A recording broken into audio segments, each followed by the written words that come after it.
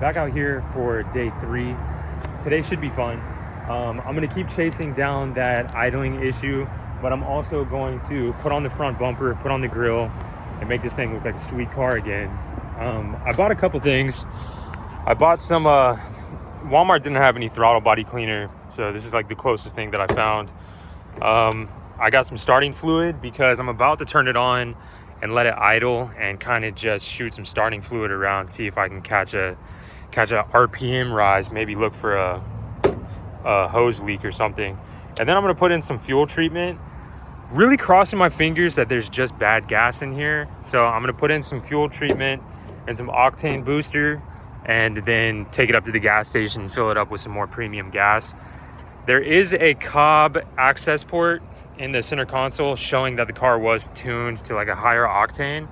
So I'm hoping that at some point during its life in the past couple of months, when it was at the auction lot or whatever dealership it was at out in Tampa, that maybe somebody put in a little bit of regular gas just to move it from point A to point B. So that's really where I'm at. I'm gonna start with this, hoping that we can find an easy vacuum leak. Then I'm gonna go to this, and then last resort today is gonna be cleaning up that throttle body. So I'm gonna go turn it on and we'll get to shooting some starting fluid all around. Also, you know how yesterday I just kind of tightened up those 2 bolts on the bottom of the timing chain cover? Well, there's no active leak on the ground today. And there's been an active leak underneath this car basically every single day that I've owned it. So maybe it just was those 2 bolts. That'd be sweet if we got that lucky. Okay, starting fluid. Gotta crank her up. I'll give you another cold start.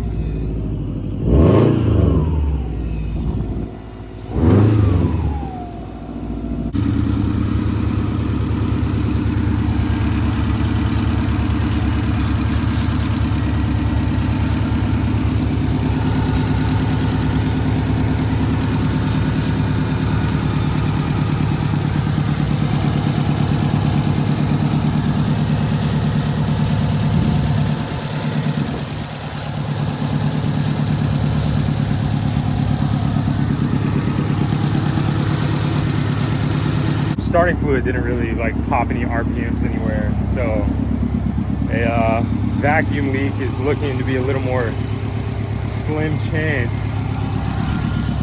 I'm gonna shut it back down, and then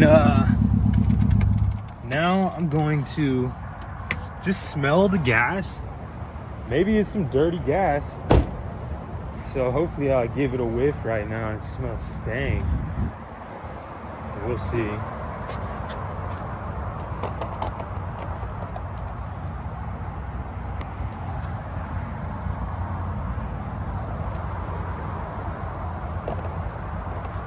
Smells all right. Doesn't smell stink. Maybe it doesn't smell premium though. 1 SuperTech fuel treatment. Down the hatch.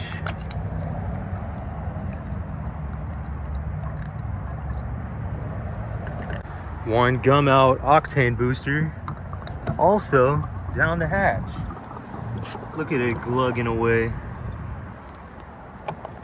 Please be my savior.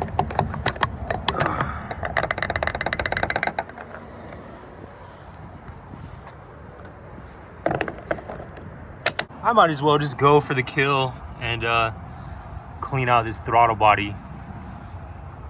Just have to remove this blow-off valve, remove the intercooler, and throttle body's like right under here.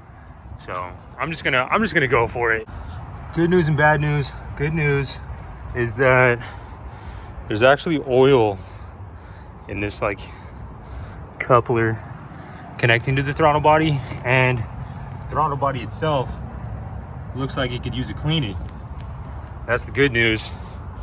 Bad news is that there's oil in this coupler pretty bad. So double-edged sword here, but we're gonna clean it up. Might get like a new intercooler.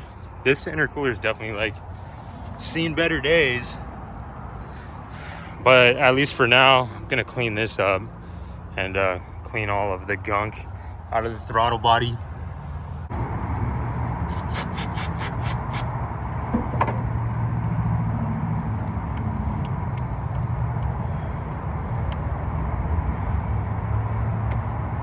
So much more gunk than I thought.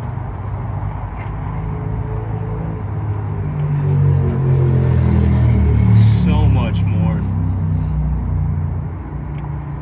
I'm just kind of using my finger to like open the flap, clean around the flap, like around the edges, more so than the front and back of the flap. While I'm in here as well, this starter looks so easy to replace. Just learning so much about this car. It's like hard to work on, but also easy to work on. It's kind of a paradox.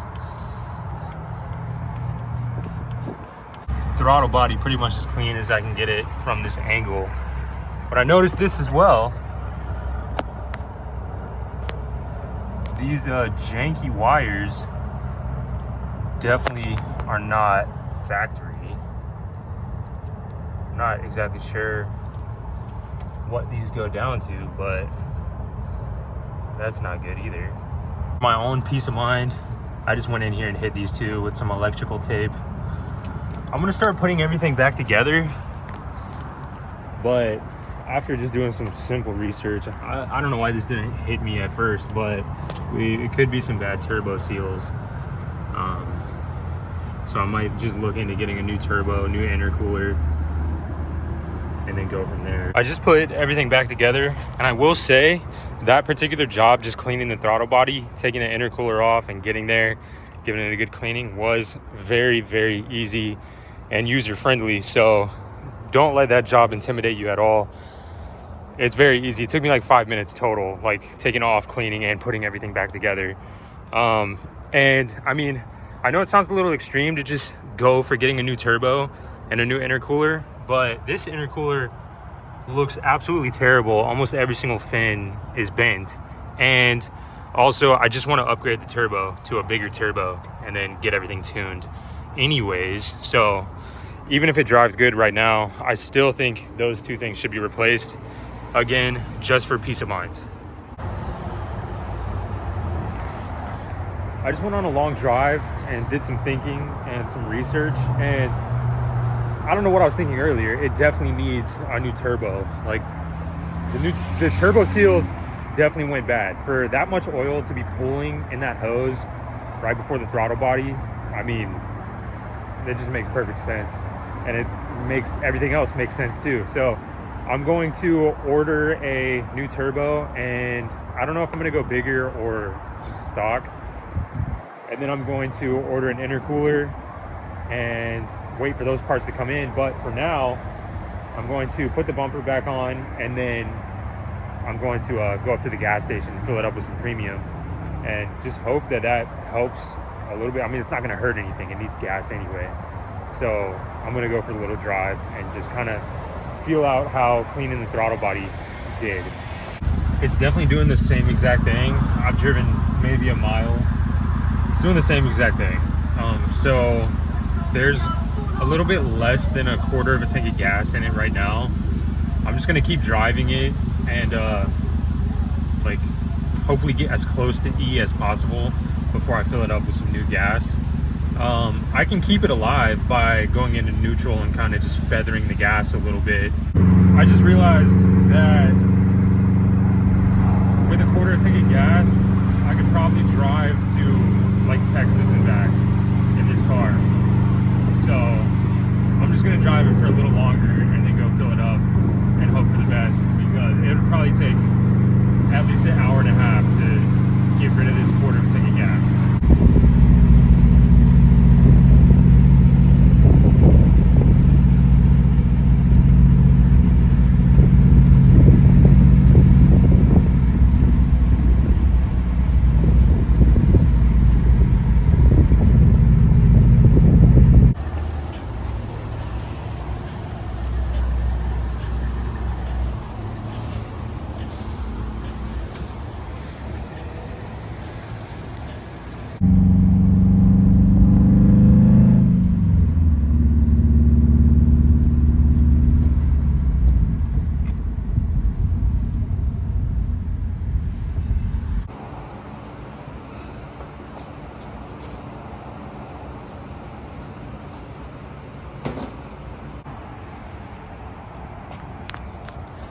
Today is the day that we're gonna get this thing looking like a car again.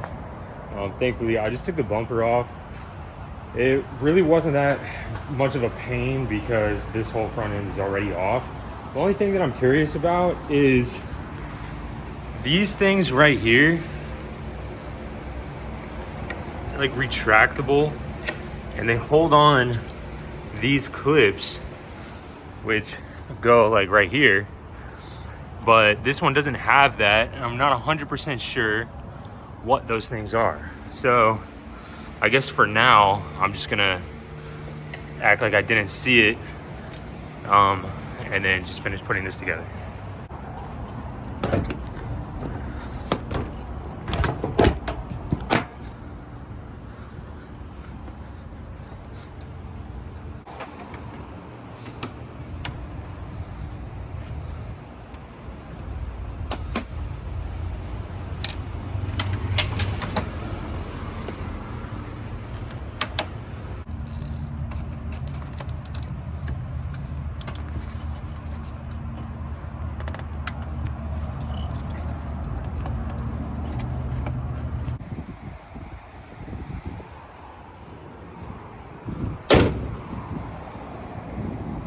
This pains me so bad. I guess right now it can just be some nice cold air coming in until I figure out exactly what those are for. If they turn out to be useless on this model car, these things are getting super glued for sure. But until then, I'm just gonna leave it open. Get some more air going in there. Never hurt. An STI front end on this WRX looks so sick. I can't wait to finish the whole wide body. I need the side skirts for sure because these are bare, and then finishing it off in the back will be sick. I still need to take this off, sand, paint. Back to the random dying issue. Last night I filled it up with gas, and when I filled it up with gas and was driving away, I could smell gas. I could smell potent gas coming from inside the cabin. I got down under the tank and I could really smell gas. So I'm about to jack it up, see if we get lucky again with maybe a fuel leak somewhere. Then I'll pop the back seat off, inspect that, make sure that there's no leaks. But it smells like gas right now. It's the first time I've had more than a quarter tank of gas in it. So it's the first time maybe this leak has been at a point that it can leak. So I'm gonna look around and see what I can find. I definitely see some wetness dripping down the tank.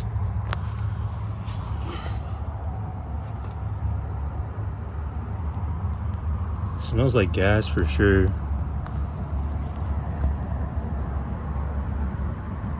Took the seat out.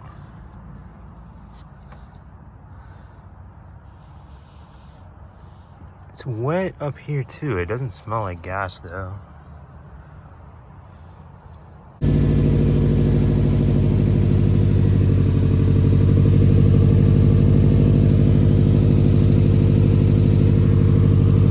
I had it turned on and got under there just to see if there were any active leaks. I sat there for a while and I didn't see any active leaks, nothing dripping at least. And I mean, you never want to smell gas in your car, but I smell a lot of gas when I'm driving. So at this point, I'm like positive that it's a fuel issue, but probably some kind of leak. So I guess I'm gonna go from there. But as for now, at least it looks like a car. I think it looks pretty sweet. I'm very happy with how the front end came out. These kind of make it look even more JDM. All the like auction lot writing on the sides. I'm gonna leave it there for now and end the video on at least a good note because it looks like a car again. I'm really happy about that. Also, I'm really happy about everything that I've learned about Subaru so far because going into this particular car, I've never even touched a Subaru ever in my life. So far, I'm really happy with everything. And I'm even more excited to keep hunting down this fuel issue. But dang, I just can't stop looking at it. I love how it looks and I love how it sounds. So I'm gonna sit here and admire it for a little bit. But again, that's where I'm gonna stop the video. And the next video you see about this Subaru hopefully is gonna be titled, "We Found the Fuel Issue." All right, well, thanks for watching. I've really been enjoying this. I guess I'll see you in the next one. Peace.